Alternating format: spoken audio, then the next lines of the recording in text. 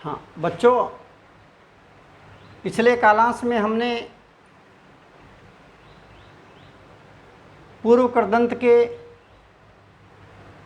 अणुवुल त्रिचौ सूत्र पे मैंने बात की थी। आज पूर्व कृदंत में एक सूत्र आता है, नंदी ग्रही पचादिभ्यो ल्यू निर्णीय अचय। इस सूत्र पे चर्चा आपसे मैं करूँगा। इस सूत्र का अर्थ भी बता रहा हूँ और इस सूत्र के उदाहरण बता करके, और उदाहरणों में भी मैं आपको दो शब्दों की सिद्धि भी करके आपको बताऊंगा। सूत्र है नंदी ग्रही पचादिभ्यो ल्यू निर्णीय अचय। ये सूत्र कहना चाहता है कि नंद्यादि, ग्रहयादि और पचादि इन धातुओं से परे क्रमशः ल्यू प्रत्यय, अणिनी प्रत्यय और अच प्रत्यय होते हैं। कहने का अभिप्राय ये है कि जो नंद्यादि गण की जो धातुएं हैं उनसे ल्यू प्रत्यय होता है, ग्रहयादि गण की जो धातुएं हैं उनसे अणिनी प्रत्यय होता है, और पचादि धातुओं से अच प्रत्यय होता है। उदाहरण बताना चाहूँगा आपको। जैसे नंदी धातु से ल्यू प्रत्यय करने पर नंदनः बनता है, प्रसन्न करने वाला अर्थात पुत्र। इसी प्रकार जन धातु और अम उपपद पूर्वक अर्धी धातु से ल्यू प्रत्यय करने पे जनार्दनः अर्थात विष्णु भगवान बनता है। ग्रह धातु से अणिनी प्रत्यय करने पे ग्राही शब्द बनता है। अब उपसर्ग पूर्वक राध धातु के साथ जब अणिनी प्रत्यय का संयोग होता है तो अपराधी शब्द बनता है।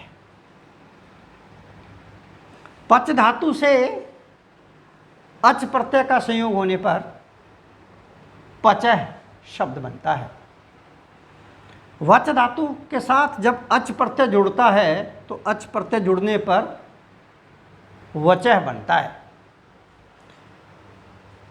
अब मैं आपको उदाहरण बताना चाहूँगा। जैसे नंदनः है तो इस नंदनः शब्द कैसे बनता है, इसकी सिद्धि कैसे की जाती है, उस पर आपसे बात कर रहा हूँ। नंदनः मीन्स प्रसन्न करने वाला अर्थात पुत्र। सूत्र है नंदी ग्रही पचादिभ्यो ल्यू निर्णीय अचय। इस सूत्र द्वारा नंदी धातु से ल्यू प्रत्यय हुआ। ल्यू में भी जो लय हलंत दिया हुआ है उसकी लसक व तदिते सूत्र से इत संज्ञा हो गई। लय की, श की और क हलंत की इत संज्ञा हो जाया करती है प्रत्यय होने पर। तो यहाँ पर ल्यू के लय हलंत की इत संज्ञा हो गई। अगला है सूत्र युवोर नाकौ। इस सूत्र से यू के स्थान पे अन आदेश होता है और हु के स्थान पे अक आदेश होता है। कल हम लोग अणुवुल त्रिचौ सूत्र में हमने क्री धातु से जब हम लोगों ने युवोर नाको सूत्र को लगाया था तो वहाँ पे कारकय बना था। आपको पता होगा अणुवुल त्रिचौ अणुवुल प्रत्यय लगा करके और क्री से अणुवुल प्रत्यय किया था, और उसके बाद में युवोर नाको सूत्र से हु को अक आदेश करके कारकय शब्द की रूप सिद्धि मैंने आपको कल करके बताई थी। तो वु के स्थान पे तो अक आदेश होता है और यू के स्थान पे अन आदेश होता है। तो यहाँ देखिएगा वो यू है, उस यू के स्थान पे अन हो गया तो बना नंदी धन अन। आर्ध धातुकम शेष है। इस सूत्र द्वारा इस अन की आर्ध धातुक संज्ञा हो गई। अब अगला एक सूत्र आता है अणेर नीति। ये सूत्र क्या कहना चाहता है, देखिएगा ये सूत्र क्या कहना चाहता है। ये सूत्र कहना चाहता है कि जिसके आदि में इट नहीं हो, इट नहीं होना चाहिए, वहाँ इट नहीं है, ऐसा आर्ध धातुक यदि परे दिया हुआ हो तो, परे दिया हुआ है हो तो हणि का लोप हो जाता है। अणि मीन्स ई का लोप हो जाता है।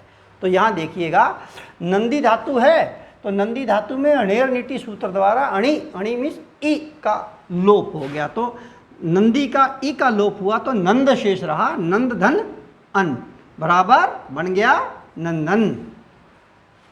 कृतदित समासा सूत्र से नंदन की प्रातिपदिक संज्ञा हो गई। स्वभोज सूत्र से प्रथम विभक्ति के एकवचन में सु आ गया और स हलंत का जब रुत्र विसर्ग करते हैं तो नंदनः शब्द बनता है। इस प्रकार से नंदनः की रूप सिद्धि मैंने आपको करके बताई है। परीक्षा में आपसे सूत्र भी पूछ सकते हैं, सूत्र को उदाहरण सहित आपको अर्थ बताना होगा और आपको नंदनः शब्द भी दे करके उसकी आपसे सिद्धि भी पूछी जाएगी, दोनों तरह से पूछा जाता है। अगला शब्द है लवणः। लवणः मीन्स काटने वाला। सूत्र देखते हैं, नंदी गृही पचादिव्यो ल्यू निर्णी अच। सूत्र के द्वारा लू धातु से ल्यू प्रत्यय हुआ। जब ल्यू प्रत्यय हुआ तो क्या बना, लूधन यू ऐसा बना। अब ल्यू में से भी लय हलंत की लसक व तदिते इस सूत्र के द्वारा लय हलंत की इत संज्ञा हो गई थी तो यू शेष ऐसा रहा।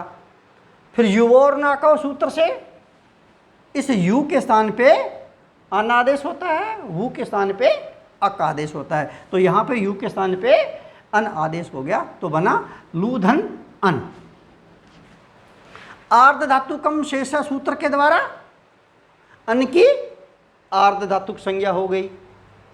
सार्वधातुकार्ध धातुकयो, सार्वधातुकार्ध धातुकयो, इस सूत्र के द्वारा आर्ध धातुक परे दिया होने पर या सार्वधातुक परे दिया हुआ होने पर लू के ऊ को गुण आदेश होता है, तो ऊ को गुण आदेश हो गया।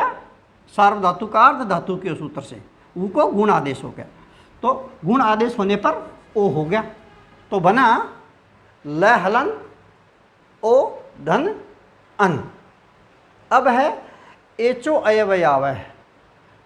एचो अयवयावह सूत्र से चूंकि परे अन का अ दिया हुआ है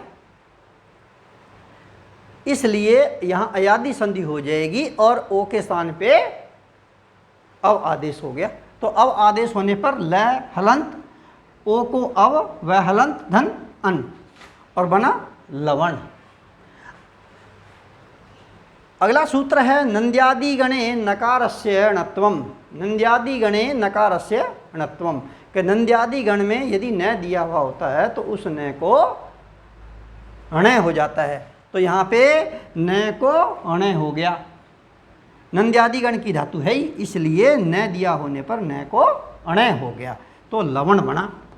अब इस लवण बन गया, लवण में फिर उसके बाद कृतदित समासा सूत्र से लवण की प्रातिपदिक संज्ञा हो गई। स्वोज सूत्र से प्रथम विभक्ति के एक वचन में सुप्रत्यय आ गया और जब स को हलंत को रुत्व विसर्ग करते हैं तो रुत्व विसर्ग करने पे लवणः बन जाएगा। इस प्रकार से आज हमने नंदी ग्रही पचादिभ्यो ल्यू निर्णी अच इस सूत्र की हमने अर्थ भी देखा। इस सूत्र का मैंने आपको उदाहरण भी बताए और उदाहरणों में से भी मैंने दो उदाहरण हैं, नंदनः है और लवणः है, इनकी मैंने आपको सिद्धि भी करके बताई। मित्रों, आपको सूत्र भी दिया हुआ पूछ सकते हैं, सूत्र का आपको अर्थ बताना होगा और उसके उदाहरण भी आपसे पूछे जा सकते हैं। दूसरे क्रम में आपसे नंदनः शब्द की रूप सिद्धि भी पूछी जाएगी, तो आपको चाहे इधर से घुमा के पूछो चाहे इधर से घुमा के पूछो, आपको दोनों तरफ से ये करना ही पड़ेगा। इसलिए आपको सूत्र भी आपको याद होना चाहिए और आपको शब्द की रूप सिद्धि भी होनी चाहिए। पूर्व कृदंत का जो अगला सूत्र आएगा उसकी चर्चा हम अगले कालांश में करेंगे। फिर मिलते हैं।